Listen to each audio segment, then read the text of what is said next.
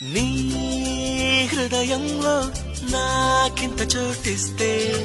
దేవతల్లి చూసుకుంటా నీకు ప్రాణమైన రాసి ఇస్తా అలా కోపంగా నా వైపు నువ్వు చూస్తే దీవనల్ని మార్చుకుంటా దాన్ని ప్రేమలాగా స్వీకరిస్తా